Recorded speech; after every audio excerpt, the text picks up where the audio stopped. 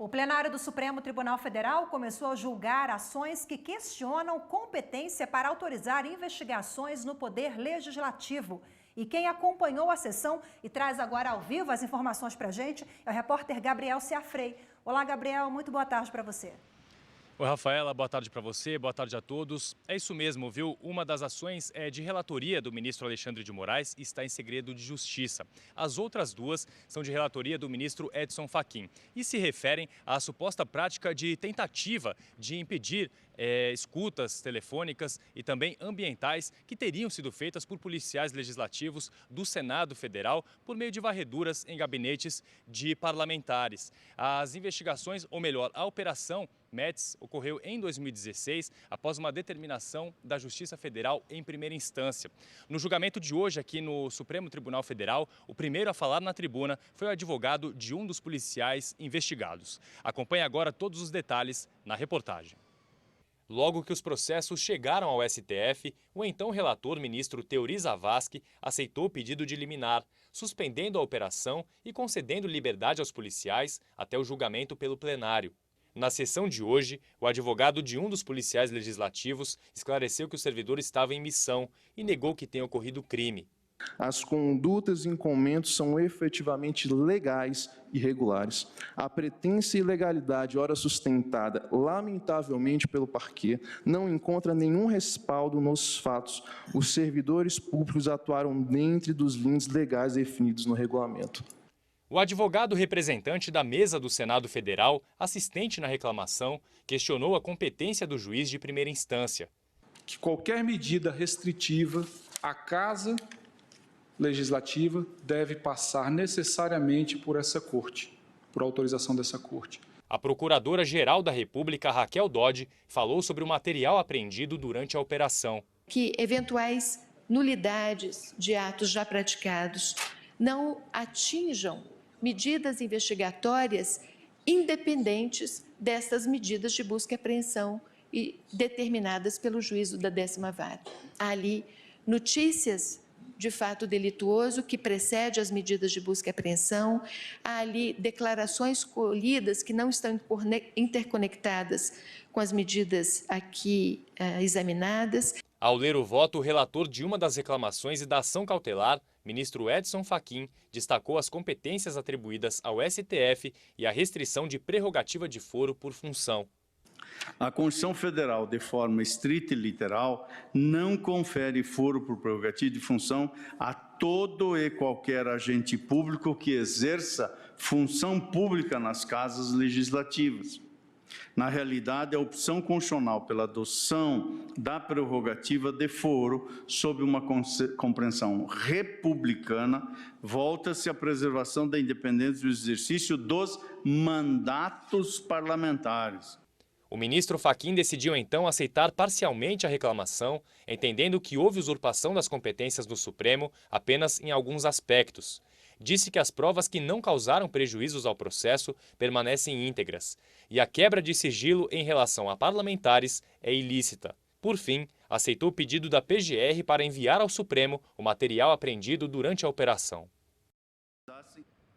E após o voto do ministro Edson Fachin, a sessão de agora de manhã foi suspensa. Ela deve então ser retomada, todos os julgamentos devem ser retomados agora à tarde com o voto então dos demais ministros do STF. O processo de relatoria do ministro Alexandre de Moraes tem tema semelhante, só que em âmbito da Câmara dos Deputados. Todos os votos desse processo também ficaram logo para a sessão de logo mais, que começa às 2h30 da tarde e que você acompanha pela rádio e TV Justiça. Voltamos ao estúdio. Obrigado, Gabriel, pelas informações. E quem está aqui com a gente é a consultora jurídica da TV Justiça, Gisele Reis. Boa tarde. Boa tarde. Boa tarde. Esse caso que a gente viu agora foi um processo conjunto. Por quê? Essa análise conjunta, Galton, se dá pelo tipo de discussão que tem dentro desses autos, né? Nós temos uma ação cautelar e nós temos uma reclamação, as duas são de relatoria do ministro Edson Fachin, e elas tratam exatamente da competência para determinar medidas que de forma indiretamente, acaba atingindo parlamentares. Como é que surgiu esse caso? 4 policiais legislativos, eles foram presos, houve uma decisão judicial de prisão temporária que foi determinada pelo juiz federal do Distrito Federal, da Seção Judiciária do Distrito Federal. E aí, além dessa prisão temporária, houve também a determinação de buscas e apreensões. Então, um dos policiais ingressou aqui no Supremo com essa reclamação para informar que, por envolver, né, tendo em vista que essa medida de busca e apreensão, ela foi, na verdade, cumprida dentro do Senado Federal, quem deveria ter determinado a medida seria o Supremo Tribunal Federal e não o juiz de primeira instância. Então, a grande argumentação dessa reclamação é que teria havido a usurpação da competência do Supremo. Por quê? Porque os parlamentares, de acordo com a Constituição Federal, eles têm o que se chama foro especial por prerrogativa de função. E o que é que isso significa? A partir do momento em que eles são diplomados, eles só podem ser julgados, processados, né, em matéria penal, perante o Supremo Tribunal Federal. Então, a grande discussão aqui é exatamente saber se essas medidas que foram determinadas, né, pelo juiz de primeira instância, se elas estão, de alguma forma, adentrando, usurpando a competência do Supremo Tribunal Federal. Gisele, quais são os principais pontos que você destaca do voto do ministro Edson Fachin? O ministro Edson Fachin deu um voto brilhante, na verdade, ele foi bem longo, um voto longo, e ele, inclusive, mencionou, de forma bem didática, foi praticamente uma aula de processo penal no que diz respeito à questão das provas, né? Então, ele entendeu que, em relação à ação cautelar da Procuradoria-Geral da República, ele achou por bem acolher integralmente o pedido da Procuradoria, no sentido de todo aquele material que foi apreendido em razão da determinação do juiz de primeira instância, ficasse disponível para o Supremo Tribunal Federal. Então, acolhimento integral.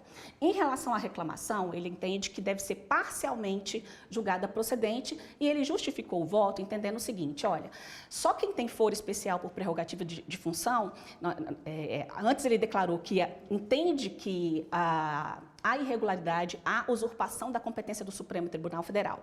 Mas ele esclareceu que essa usurpação da competência do Supremo só vai atingir quem é detentor do foro especial por prerrogativa de função. Então, aqueles que não têm foro por prerrogativa de função, como os policiais e legislativos, não seriam alcançados.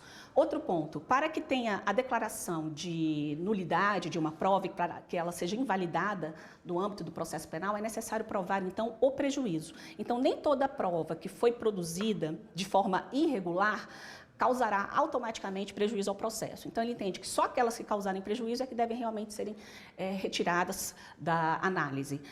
Um outro ponto que o ministro também destacou foi no que diz respeito à validade das provas, no que diz respeito aos policiais legislativos, porque eles não teriam, então, esse foro por prerrogativa de função. Então, basicamente, de acordo com o voto do ministro Edson Fachin, ele entende que aquelas provas, né, que foram produzidas, que dependiam de uma prévia autorização judicial, como, por exemplo, Galton, a Constituição, ela prevê que a escuta ambiental, a interceptação telefônica, que elas, na verdade, sejam determinadas por decisão judicial. Então, se essas decisões judiciais não foram tomadas pelo juiz competente, pelo juiz natural da causa, elas são indevidas. Então, neste caso, envolvendo parlamentar, que tem foro especial por prerrogativa de função, deveriam, em tese, terem sido decididas pelo Supremo Tribunal Federal. Então, ele pontuou de maneira bem clara que essas provas, né, que dependiam de uma decisão, de uma prévia decisão judicial por um órgão competente, estariam invalidadas. Assunto que deve ser retomado agora há pouco. Obrigado, Gisele, pelas suas informações. Eu que agradeço. Obrigada, boa tarde. Boa tarde.